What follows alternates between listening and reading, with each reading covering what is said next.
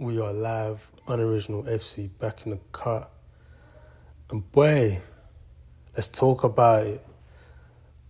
The Charlotte Hornets selected, I don't even know how to pronounce this guy's name, Tidjane Salaün, the number 6 pick from France. And personally, I'm here to tell you that I believe the Charlotte Hornets missed with this pick. But I understand why they made this pick. This pick was a very calculated move. Because, we were sitting there watching the draft. And me personally, I was very, very, very high on Dalton Connect and Matas Buzelis. Either one of those two, I would have picked with the number 6 pick. And both of those options were available once the 6th pick came around. And to my surprise, they went ahead and picked this guy. Now, Tidjane Salaün, I'm going to call him TT. My brother calls him TT, I'm going to call him TT. Yeah, TT over here. I don't think he's I'm trying to be nice. But this guy here is about 2 years away from being 2 years away. Do you get what I'm saying? He's a long ways away from being ready to play NBA basketball. He's a long ways away from ever seeing an NBA court. He's far too raw. Very raw. Very, very raw. His game is hectic, to say the least. But he does have a great motor on him. He's 6'10". He really looks 6'11". He's a long guy who's able to get up and down the floor very quickly. So he does have some things that you look at and you think, oh wow, that pairs up well. Some of the skill sets he has pairs up well with the likes of a LaMelo Ball. A lob threat, somebody that's able to get up and down the hill, up and down the court. Sorry. But ultimately, the Hornets missed with this pick. This pick, and I'm sorry to break it to you, Hornets Nation, but this pick right here was a cost-saving move. It was a cost-saving move. And it was a cost-saving move because if you go ahead and pick Matas Buzelis, who I believe is an incredible talent, I'm shocked. I'm truly shocked that Matas Buzelis was allowed to fall to, what was it, the number 14th pick or whatever it was, to the Chicago Bulls, whatever pick it was. I was shocked to see him fall down that far, bro. I don't know what he did in them workouts. I don't know what he said in them interviews. I don't know who he pissed off. I don't know what he did.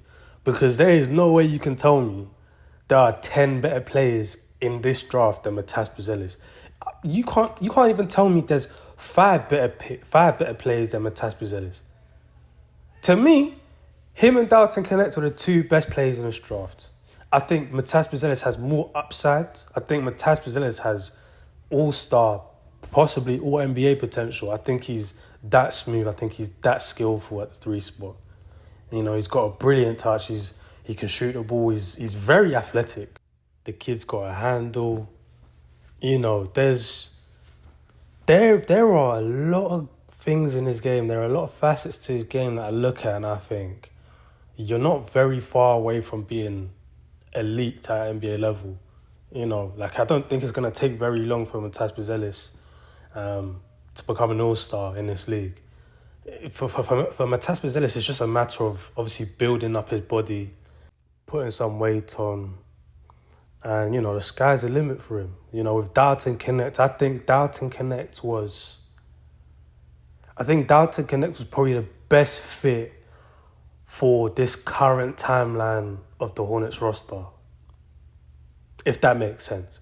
I think Dalton Connect, for me, is the most NBA-ready prospect in this draft. Physically, he looks one of the more ready players in this draft. He's got a man's body already. They say he's 6'6" or 6'5", but he looks like a big 6'5", 6'6". He genuinely looks like he's 6'7", 6'8".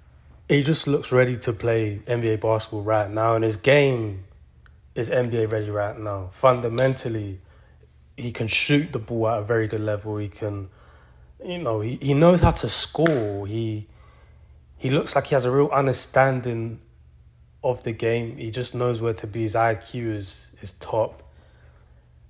And he's a little bit older as well, which is, kind of needed in this Hornets locker room at this present moment in time. Buzelis, to me, like, he's got that kind of... Buzelis is a young boy, and he's got that attitude about him. You know what I'm saying? He's got a bit of bite about him. He's got a bit of that X factor about him. And I rock with it. But, adding that to an already highly volatile Hornets locker room may not be the best move. But having said that,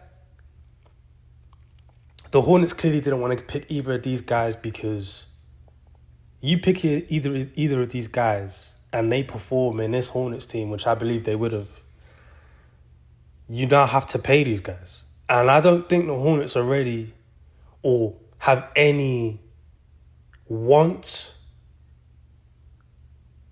to be that good where they had to pay 3 max guys. I don't think the Hornets want to find themselves in a situation. I don't think ownership wants to find themselves in a situation where you pick somebody like Matas Buzelis, who is so talented, that you're going to have to eventually pay him in 3 years, and you're going to have to pay him top dollar.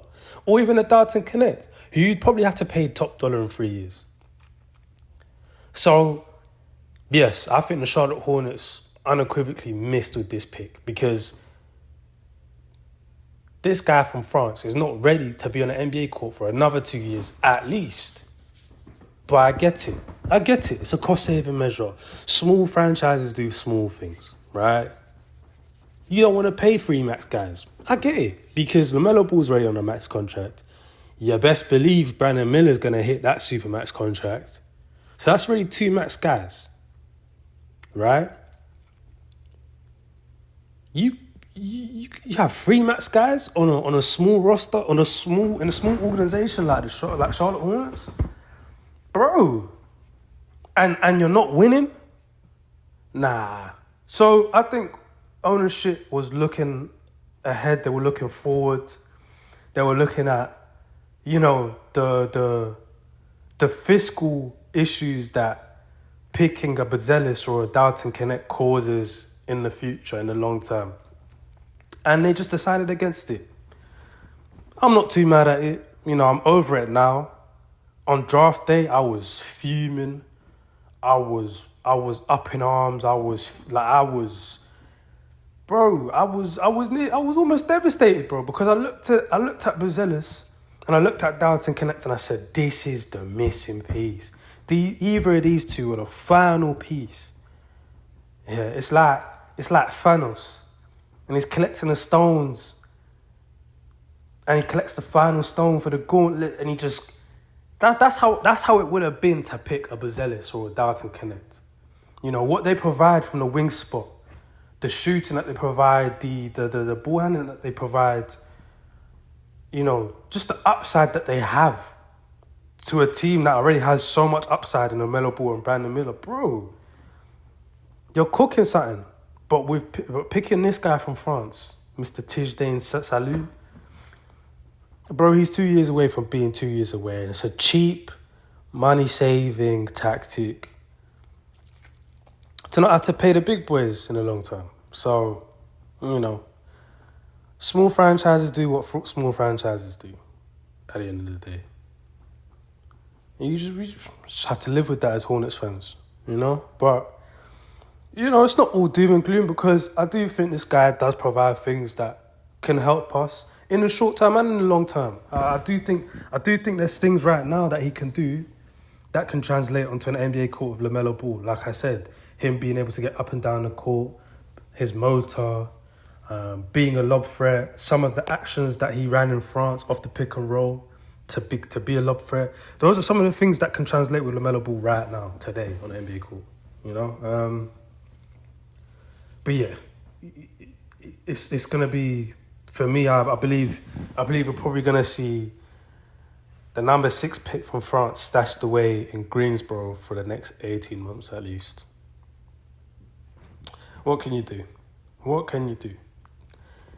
Either way, I still believe the Hornets have more than enough to make some real noise in the East this year and potentially make the playoffs. So, let's look forward to it, man. With that being said, like, comment, subscribe. Help a brother out, man.